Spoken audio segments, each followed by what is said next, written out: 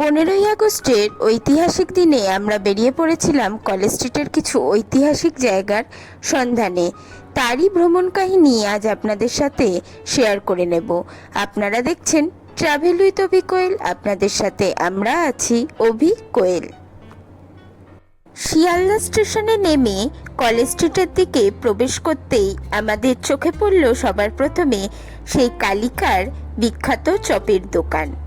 এই দোকানটি 1965 সালে সুকুমার দত্ত সূর্য সেন স্ট্রিট ও কলেজ স্কোয়ারের ঠিক মধ্যবর্তী রাস্তায় এই দোকানটি প্রতিষ্ঠা করেন। এটি কালী পুজোর দিন প্রতিষ্ঠা হয় বলে এর নাম কালিকা। এই দোকানটি কলকাতা বিশ্ববিদ্যালয়ের কাছে অবস্থিত হওয়ায় এখানে আগে অনেক ছাত্র, শিক্ষক ও বুদ্ধিজীবী লোকের আড্ডার মূল কেন্দ্র ছিল। এখানে আগে খুব কম মূল্যেই চিংড়ির চপ, মোচার চপ ও আলুর চপ পাওয়া যেত। তবে এখনও এই দোকান তার ঐতিহ্য বহন করে চলেছে। এখনও খুব কম মূল্যে এখানে এগুলি পাওয়া যায়। এই দোকানটি রবিবার ছাড়া প্রতিদিনই দুপুর 3টে থেকে রাত 8টা অবধি খোলা থাকে। 15ই আগস্টের দিন এই দোকানটি বন্ধ থাকায় আমাদের ভাগ্যও খারাপ হওয়ায় আমাদের আর এই দোকানের চপ সেদিন খাওয়া হলো না। পর সেই রাস্তা ধরে কিছুটা হাঁটার পর আমাদের চোখে পড়ল সেই প্যারামাউন্টের বিখ্যাত শরবতের দোকান। প্যারামাউন্টের ডাবের শরবত খুবই বিখ্যাত। না, আমাদের ভাগ্যে এখানেও আর ডাবের শরবত জুটল না। আমরা দেরি করে ফেলায় ডাব শেষ হয়ে গিয়েছিল, তাই এই দুটি শরবতই আমাদের ভাগ্যে জুটল। তবে এখানকার অন্য শরবতগুলো খেতে খুব ভালো, আপনারা সেগুলো টেস্ট করতে পারেন। এখানে যা যা শরবত পাওয়া যায় তার মেনু কার্ডটি আপনাদের সাথে শেয়ার করলাম। এখানে ডাবের শরবত খেতে চাইলে একটু তাড়াতাড়ি আসাই ভালো। আর এখানে মাথায় রাখবেন, শুধুমাত্র অনলি ক্যাশ পেমেন্ট হয়, কোনো অনলাইন পেমেন্ট হয় না। এটি প্রতিদিনই খোলা থাকে দুপুর 12টা থেকে রাত 9টা অবধি। শুধু রবিবার দিন বিকেল 4টে থেকে রাত 9টা অবধি। 15ই আগস্টের দিন আমরা যাওয়ায় সেদিন এখানে একটু ভিড় বেশি ছিল। 1918 সালে নিহার রঞ্জন মজুমদার কর্তৃক এই প্যারাডাইস শরবতের দোকানটি এক ইতিহাসের অনন্য সাক্ষী। 1937 সালে এর নাম বদলে রাখা হয় প্যারামাউন্ট। এখানে যে যে বিশিষ্ট ব্যক্তিরা আসতেন তাদের নামের লিস্ট এখানে দেওয়া আছে।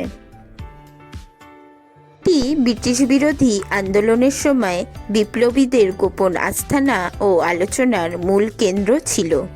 আচার্য প্রফুল্লচন্দ্র রায়ের তৈরি করা ডাবের রেসিপি আজও এখানকার মূল আকর্ষণ। দোকানের সামনে শরবত বিক্রি হলেও এর একটি ভেতরের ঘরে চলত স্বদেশী আন্দোলনের গোপন বৈঠক।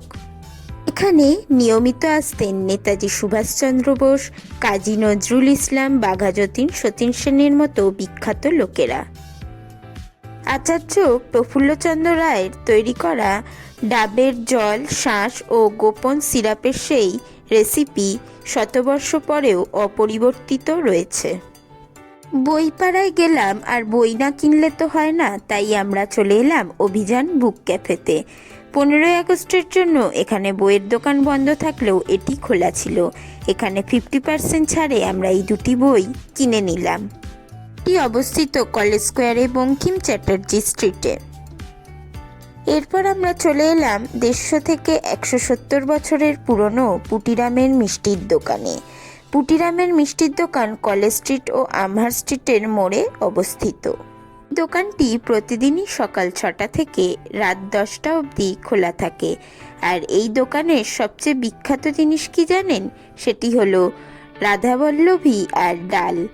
এই দুটোই আমরা নিয়ে নিলাম। এই দুটো খেতে অসাধারণ ছিল। এবার আসি এই দোকানের ইতিহাসে।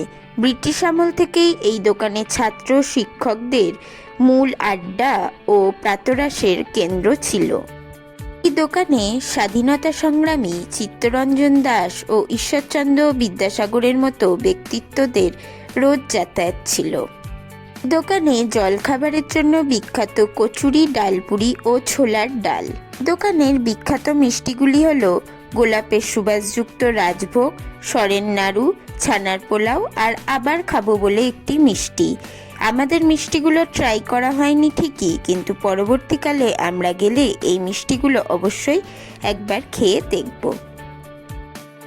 15ই আগস্ট কলেজ স্ট্রিটে এসেছি, আর কলেজ স্ট্রিটের পুরনো বইয়ের মেলা না দেখলে তো জীবন বৃথা। 15ই আগস্ট কলেজ স্ট্রিটে সকাল 7টা থেকে বিকেল 5টা অবধি বসে পুরনো বইয়ের মেলা। যত সকাল সকাল যাবেন এখানে তত ভালো বই আপনারা অনেক কম দামে পেয়ে যাবেন। 25-30 টাকা থেকেও বইয়ের দাম শুরু হয়।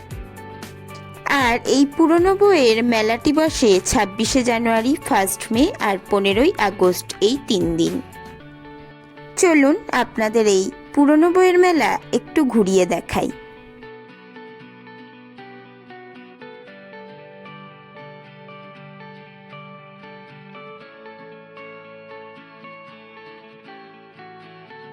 পুরনো বইয়ের মেলা ঘুরে এবার আমাদের বাড়ি ফেরার পালা, কিন্তু বাকি থেকে গেল অনেক ঐতিহাসিক জায়গায়, যেমন কফি হাউস, বসন্ত কেবিন ইত্যাদি।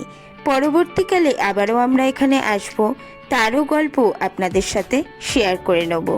আজকের ভিডিও এখানেই শেষ করছি।